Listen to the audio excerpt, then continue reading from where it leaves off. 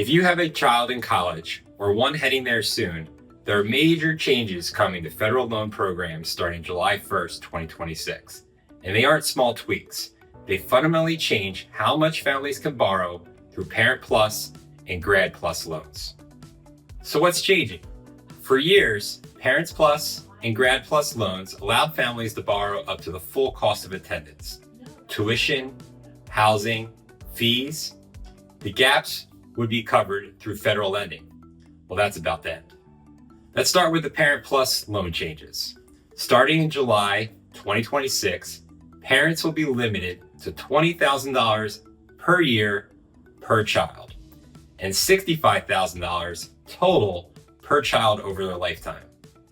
Previously, there was no lifetime cap. Parents could borrow up to the school's full cost of attendance minus any aid. Under the new rules, that flexibility disappears. So if your private university costs $70,000 per year and you were previously able to borrow $40,000 or $50,000 annually, you'll now be limited to $20,000. That creates a significant funding gap. For the graduate students, the change is even more dramatic.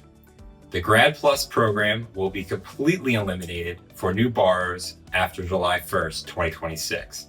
Instead, graduate students will be subject to lifetime borrowing caps through the unsubsidized federal loan program, $100,000 total for a master's degree, or $200,000 total for professional degrees like law or medicine.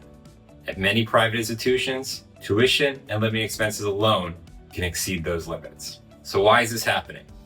Supporters argue that unlimited federal lending has contributed to rising tuition costs.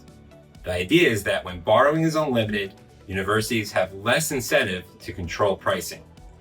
The critics argue these caps will hit middle-income families the hardest, those who don't qualify for substantial aid but don't have hundreds of thousands of dollars in savings sitting around.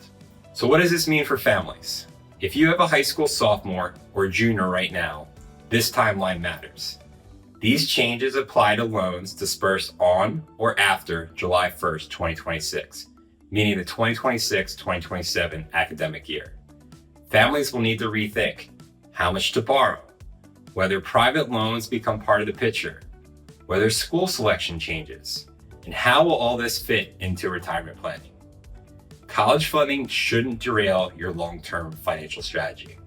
If you'd like to review how these changes impact your family's plan, give us a call or email to learn more. The rules are changing.